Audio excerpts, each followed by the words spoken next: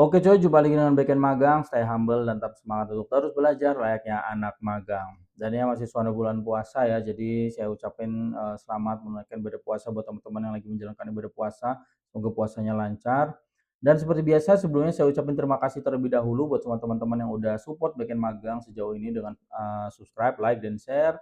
Dan tentunya saya harap juga semua yang kepada nonton ini sehat-sehat terus dan lancar-lancar terus karirnya. Oke, jadi di video kali ini saya masih dalam mood yang males untuk bikin yang bentuknya coding ya, sabar ya nanti ada datang mood-nya lagi kita bikin lagi.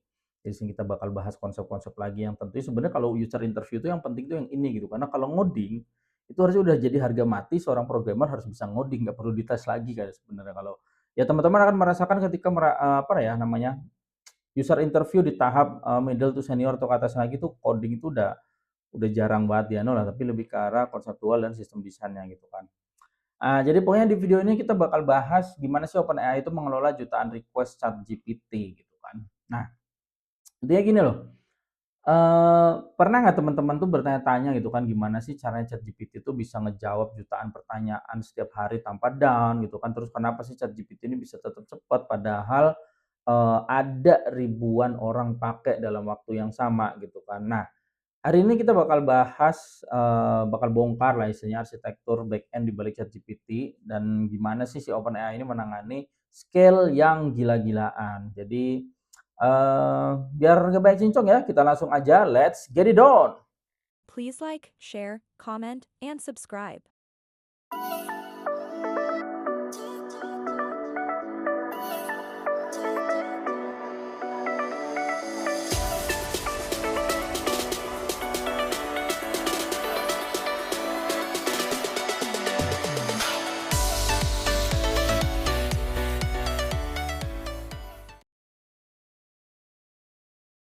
Nah, yang pertama itu kita bakal masuk ke tantangan besar yang dihadapin oleh si OpenAI ataupun si ChatGPT ini ya. Jadi yang tantangan terbesarnya itu yang jelas adalah jutaan request per detik. Jadi udah bukan 1000 2000 lagi ya, tapi jutaan RPS gitu loh. Ya ini, fakta gilanya gitu ya. Jadi ChatGPT itu kan dia punya 100 juta plus plus pengguna aktif bulanan tuh sejak 2023 ya kalau nggak salah dari sumbernya gitu kan.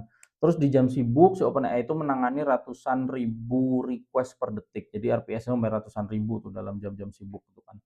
Dan tentunya yang namanya LLM atau Large Language Model itu mahal dan berat secara komputasi gitu kan. Nah ini kalau yang udah tahu ya udahlah ya, kalau yang belum tahu ya di sini kita belajar bareng. Intinya LLM itu apa sih Bang? LLM loh belibet banget ya, LLM. Nah, LLM itu atau Large Language Model itu, dia tuh mahal secara komputasi karena apa sih? Jadi LLM itu kan adalah model kecerdasan buatan yang, gampangnya tuh dia di-training, dilatih itu kan dengan miliaran kata dari internet buat dia tuh memahami dan menghasilkan teks yang benar-benar layaknya human gitu loh, bisa human friendly banget lah gitu kan.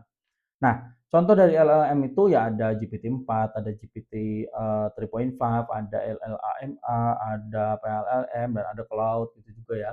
Dan intinya LLM ini dia tuh menggunakan teknik, deep learning berbasis arsitektur transform gitu ya, transformer lah lebih tepatnya gitu kan. Nah, itu tuh diperkenalkan oleh siapa ya? Aduh saya lupa lagi, Google sih, oleh Google ya, oleh Google dalam makalahnya "Attention is All You Need". Nah ya dalam makalah itu tahun 2017. Nah, eee, arsitektur transformer ini tuh memungkinkan AI itu dia tuh memahami hubungan antara kata dalam sebuah teks dengan lebih baik dibanding metode sebelumnya seperti, RNN ataupun LSTM gitu. Nah, kenapa dia ini bisa jadi mahal itu kan karena ya, biaya pelatihan tuh super besar gitu loh buat LLM ini kan.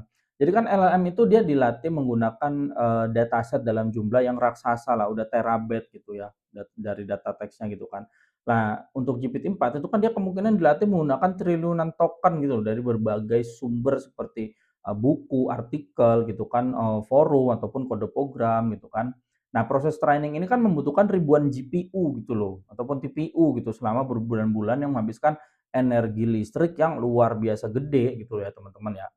Jadi kayak misalnya contoh biayanya itu walaupun nggak pernah secara eksplisit ya, tapi pernah ada penggambaran kayak untuk trainingnya si GPT-3 itu sekitar 175 billion parameter itu diperkirakan ngabisin, biaya sekitar $4 juta kalau nggak salah gitu. Nah, untuk training GPT-4 kan pasti lebih besar lagi ya, ya seperti itu sih. Jadi ya, eee, apa ya, memang angka pastinya itu nggak dipublikasikan ya secara resmi oleh OpenAI itu kan. Jadi ya memang sulit juga untuk memastikan nilai yang tepat gitu loh. Perkiraan ini muncul dari analisis, kalau nggak salah dari analisis biaya komputasi yang diperlukan buat melatih model dengan ukuran kompleksitas seperti GPT-3 tuh sumbernya dari unit, .ai ya tadi saya baca.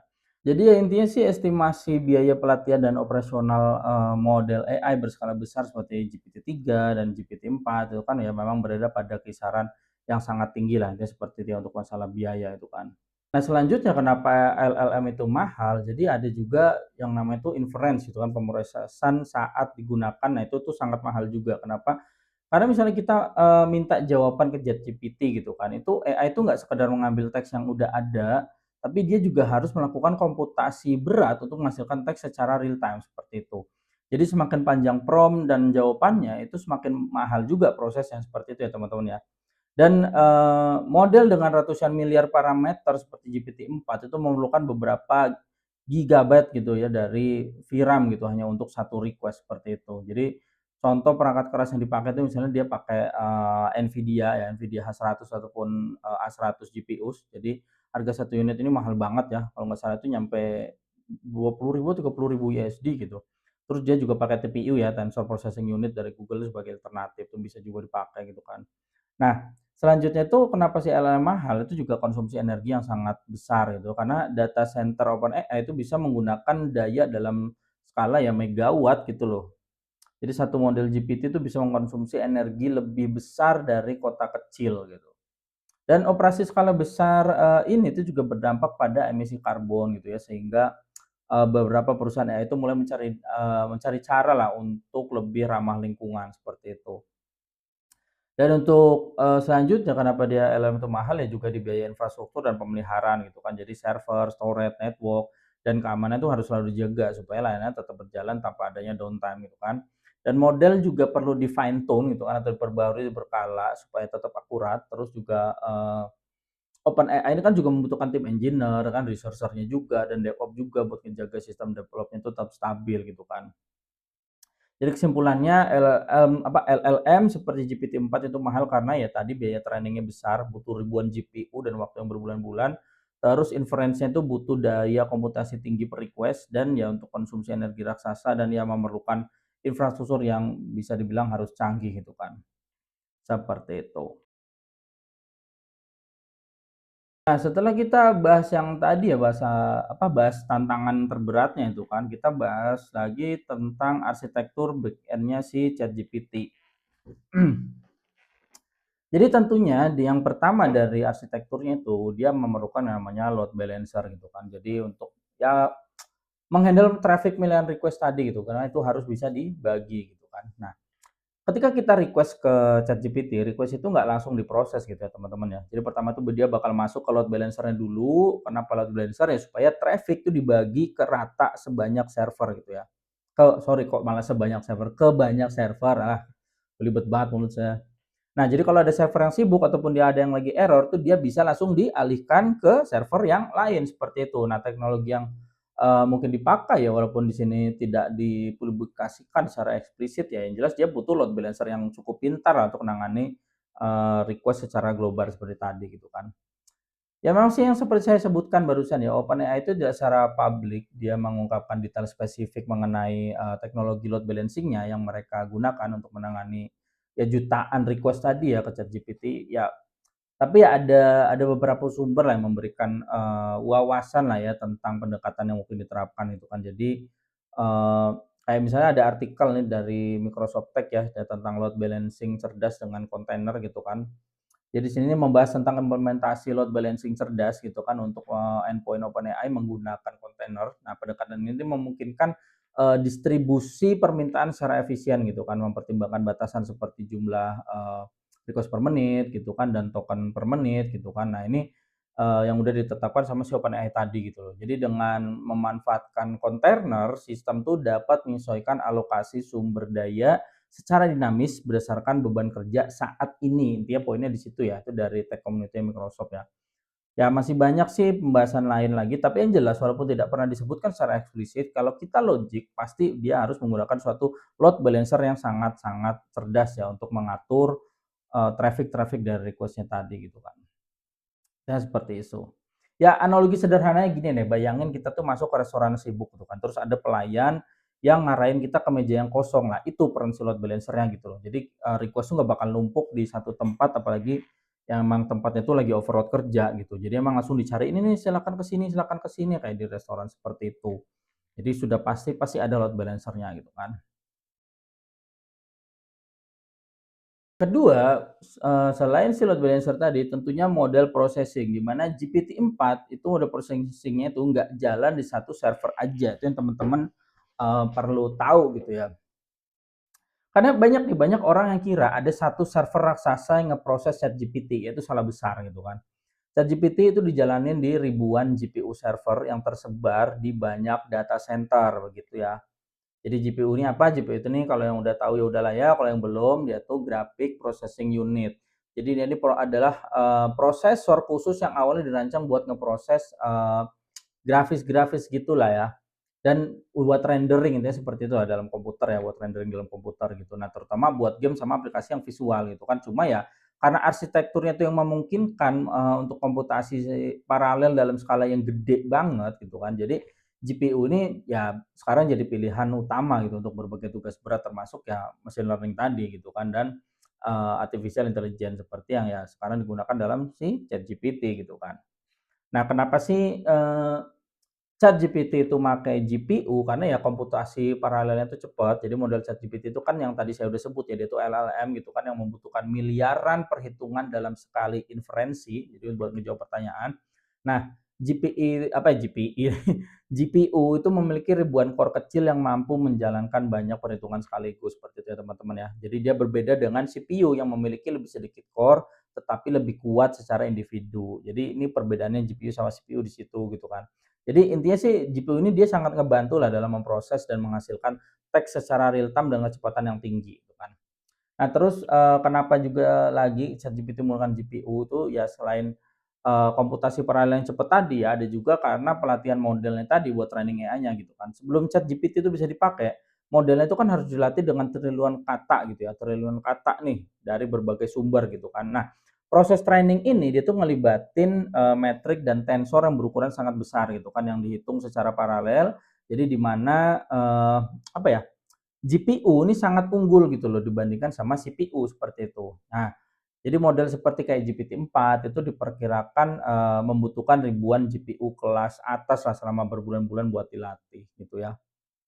Dan selanjutnya itu karena, inferensinya tadi untuk penggunaan model itu kan setiap kali, user itu ngirim permintaan ke GPT, ya sistem itu kan harus melakukan kalkulasi lagi gitu kan, kalkulasi lagi, dengan bobot jaringan syaraf yang sudah dilatih tadi gitu kan. Nah, proses ini tetap memerlukan GPU kelas atas tuh, karena model LLM sangat besar dan membutuhkan banyak daya komputasi seperti itu ya. Dan untuk, kemungkinan teknologi yang dipakai tadi saya udah sebut ya, dia kemungkinannya tuh dia pakai, bisa NVIDIA H100 ataupun A100, Tensor Core GPU-S gitu kan buat ngeproses LLM, terus, Tensor Processing Unit dari Google, bisa aja ada banyak kemungkinan karena memang tidak pernah dibahas secara, eksplisit lah, dia seperti itu. Jadi intinya kan semua request-nya bakal dibagi ke banyak worker node supaya bisa berjalan paralel dengan cepat. Jadi, analogi sederhananya gini ya, bayangin nih kita ada ribuan chef di dapur gede itu karena setiap chefnya menangani satu pesanan makanan, lalu hasilnya dikirim ke pelanggannya. Itulah, penggunaan si GPU tadi ya buat, model processing-nya gitu. Nah, yang ketiga dari arsitekturnya itu tentunya pasti dia juga bakal ada yang namanya model catching gitu kan. Jadi ini salah satu yang bisa menjawab kenapa sih jawabannya bisa datang cepat gitu, karena tidak semua pertanyaan itu harus dihitung ulang dari nol gitu kan. Dan, ChatGPT ini ya kemungkinan besar dia pasti menggunakan catching untuk pertanyaan yang sering ditanyakan. Jadi, memang belum dibahas secara spesifik ya catching apa yang digunakan untuk menyimpan, jawaban-jawaban umum gitu kan. Jadi misalnya contoh sederhananya gini lah, misalnya kalau ada orang nanya, "Apa itu ChatGPT?" Gitu kan. Nah, sistem bisa ngambil jawaban dari catch tanpa harus ngitung ulang dari model AI gitu loh. Nah, hasilnya ya lebih cepat sama lebih hemat biaya komputasi gitu ya. Ya ya intinya sih gini ya, kalau OpenAI itu memiliki catching jawaban, mereka tuh mungkin akan menggunakan strategi lebih canggih lah seperti vector database mungkin, ya misalnya kayak menggunakan, FAISS ya, FAIS, saya bilangnya FAIS tuh kan, terus bisa juga mungkin pakai Pinecone atau ya dia punya mengembangkan sendiri gitu, milik OpenAI sendiri gitu ya, untuk mencari jawaban yang mirip secara kontekstual gitu, bukan hanya catching sederhana kayak Redis ataupun Memcached gitu ya, kayak catching dengan key aja. Kayaknya sih nggak bakal gitu ya, dia pasti akan membuat catch, secara kontekstual, kemungkinan besar sih seperti itu. Jadi ya, analoginya tuh misalnya tadi ya restoran lagi aja, misalnya kamu kerja di restoran kalau banyak pelanggan mesen nasi goreng daripada masak dari awal kan mending kita siapkan dulu nih beberapa nasi goreng di beberapa porsi gitu di awal gitu. Nanti tinggal ketika ada yang mesen emang nyatanya hari itu banyak, jadi kita tinggal sedikit angetin itu akan bisa lebih disajikan dengan cepat, seperti itu. Selanjutnya masalah database dan penyimpanan, kira-kira di mana semua data ChatGPT disimpan gitu kan ya, intinya sih memang nggak semua chat disimpan ya, tapi ada sistem log dan analitik yang tetap berjalan, jadi seperti itu. Jadi, kemungkinan ya database yang dipakai ya kemungkinan pasti adalah masa penggunaan relational database gitu kan untuk struktur data user-nya gitu kan. Terus yang jelas kemungkinan besar tuh dia ada BigQuery ataupun Snowflake untuk data analitik, sama ya tadi ya kemungkinan ada penggunaan vektor database, entah itu Pinecone atau Faiz gitu kan untuk menyimpan embedding text-nya itu tadi. Nah, kenapa sih butuh vektor database? Ya karena kalau menurut saya AI itu kan butuh mencocokkan teks serupa dengan cepat gitu kan. Nah misalnya, kita tuh pernah bertanya hal yang mirip sebelumnya. Nah AI ini bisa mengenali pola tersebut, seperti itu. Jadi untuk masalah pemodelan tadi juga gitu kan.